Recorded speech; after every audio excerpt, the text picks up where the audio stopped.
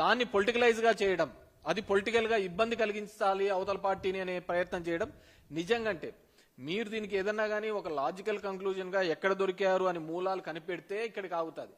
అది మిగతా పార్టీల మీద రుద్దే కొద్దీ ఖచ్చితంగా తెలుగుదేశం పార్టీకి అదేవిధంగా నష్టం కలుగుతుంది తప్ప లాభం కలుగుతుంది. మీకు ఎవడు సలహాలు ఇచ్చాడో ఏమో కానీ అన్ని అవతల పార్టీ మీద బురద జల్లండి తర్వాత మీకు మేలు జరుగుతుంది అనే పద్ధతికి అది నిజంగా తప్పుడు ఆలోచన, ఖచ్చితంగా ఇబ్బంది పెట్టే పరిస్థితి తెలుగుదేశం పార్టీకి. ఎందుకంటే ఇంతకుముందు విజయవాడలో కూడా కాల్మనీ జరిగినప్పుడు అలాగే జరిగింది. అంత కాల్మనీ అనగల మళ్ళీ ఎవడో వైసీపీ వాళ్ళు ఉన్నారని చెప్పేసి దాన్ని చేసే ప్రయత్నం చేస్తున్నారు. కానీ ఈ రోజు ఎందుకంటే చంద్రబాబు నాయుడు నిన్న ప్రెస్ మీట్ లో చెప్పినారు 30,000 మంది చనిపోయినారు. ఈ Xiaomi one post mortem that ఈ గత ప్రభుత్వంలో మద్యం వల్ల చనిపోయినారని ఒక పోస్ట్ మార్టం చూపించండి, ఒక కంప్లైంట్ చూపించండి. ఈరోజు చాలా మంది చెప్తున్నారు, లోకేష్ చెప్తున్నాడు మేమే కనుక్కున్నాము, మేమే దీన్ని కల్తీ మద్యాన్ని అరికట్టే ప్రయత్నం చేస్తున్నారు. ఖచ్చితంగా అరికట్టాలి చేస్తే తప్పే కాదు, కానీ ఈ విధంగా దొరికిన దాన్ని కప్పిపుచ్చుకునే ప్రయత్నం చేస్తున్నారు. ఆ కప్పిపుచ్చుకునే ప్రయత్నంలో భాగంగానే మీరు ఈరోజు వైసీపీ పార్టీ వాళ్ళ మీద ఇంకోరి మీద రుద్దే ప్రయత్నం చేస్తున్నారు. డెఫినెట్ గా మీ అందరినీ కోరుకునేది ఏంటంటే ఈ మీడియా ద్వారా తెలియజేసి ఎవరైతే దీంట్లో ఉన్నారో వాళ్ళు ఆ పార్టీ ఈ పార్టీ అని సంబంధం లేకుండా నిష్పక్షపాతంగా విచారణ జరగాలి అంటే అది ఒక సిబిఐ ద్వారానే, థర్డ్ పార్టీ ఇన్వెస్టిగేషన్ ద్వారానే జరుగుతుంది. మేము సిట్ అంటే సిట్టు, వీళ్ళంటే వేసినాం. దానిలో ఉన్న ఆఫీసర్లందరూ నాకు తెలుసు. మా జిల్లాలో ఎస్పీగా పనిచేసిన అతనే అశోక్ కుమార్. మా దాంట్లో ఒక ఎస్ఐ రెడ్ హ్యాండెడ్ గా దొరికిపోయినాడు, ఒక అతన్ని డబ్బులు అడిగినాడని చెప్పేసి, సురేష్ అని. నేను కంప్లైంట్ ఇవ్వడానికి పోయినా ఆయన దగ్గరికి. ఆయన దగ్గర పోతే ఆయన అన్న మాటలు ఏంటంటే ఇలా ఫోన్లో ఎట్లా మాట్లాడాలో తెలియదు అన్నాడు. ఫోన్లో డబ్బులు అడుగుతా వాయిస్ రికార్డింగ్ దొరికింది.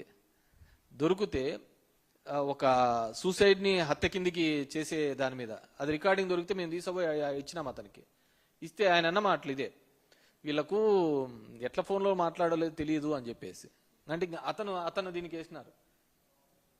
సో అప్పుడు అది కూడా అప్పుడు టీడీపీ టైంలోనే ఆయన మాకు ఎస్పీగా ఉన్నాడు. నేను నో డౌట్ ఖచ్చితంగా దీని మీద ప్రెజర్స్ ఉంటాయి. ఎందుకంటే ఇది జనం యొక్క ప్రాణాలతో చెలగాటమాడుతున్నారు, జనం యొక్క ప్రాణాలతో చెలగాటమాడుతున్నారు. కాబట్టి ఐ రిక్వెస్ట్ దిస్ గవర్నమెంట్ ఖచ్చితంగా సిబిఐ ఎంక్వైరీ చేయాలి. ఎందుకంటే దీంట్లో ఎక్కడే కానీ మీ ఇన్వెస్టిగేషన్ లో కానీ మీరు మీ పేపర్లలో వచ్చే కథనాలు కానీ కథలు కానీ ఏవే కానీ లింక్ కావటం లేదు, ఎక్కడో ఒకటి మిస్ అయితా పోతున్నాయన్నమాట.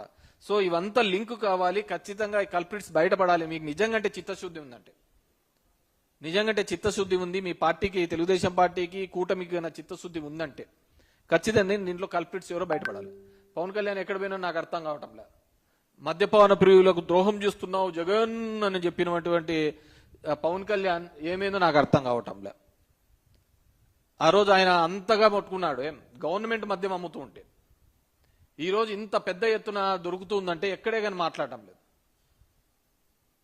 అది ఏం రీజన్సో ఏందో, కొంతమంది ఏదో ఇచ్చినారంటారు, మెయింటైన్ చేసుకుంటాను అంటున్నారు. కానీ హౌ ఫార్ మనకు అది దాని గురించి నేను లోతుగా, కానీ డెఫినెట్ గా దీని గురించి ఖచ్చితంగా సిబిఐ ఎంక్వైరీ చేయాలి.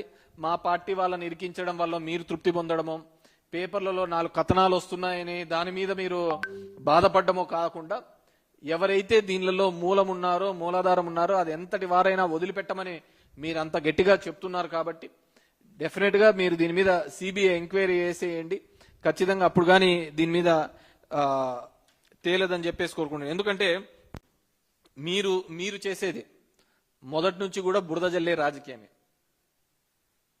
మా పార్టీ అతను రాజశేఖర రెడ్డి కావచ్చు, జగన్మోహన్ రెడ్డి కావచ్చు, మొండోడు కాబట్టి నిలవన్నారయ్యా. లేకుంటే మీరు చేసే పనులకు ఎవడైనా కానీ బిచ్చాన్ని ఎత్తుకోబోల్సిందే. ఎన్టీఆర్ లాంటి వాళ్ళే మీరు నాశనం చేసి పెట్టరే. స్త్రీలోలుడని, లక్ష్మీభారతుడని, అది ఇది అని చెప్పేసి ఏమేమో చెప్పి కథనాలు చెప్పేసి ఇదే పేపర్లలో వచ్చినట్టువే కదా, ఇదే కథనాలు వచ్చినట్టు కదా. ఏమిటి ఇప్పుడు సోషల్ మీడియా అనే ప్లాట్ఫాము, ఇంకొక మల్టిపుల్ మీడియా ఉన్నాయి కాబట్టి సరిపోయింది. కానీ లేకుంటే ఇలాగే కదా అందరినీ నాశనం చేసేది.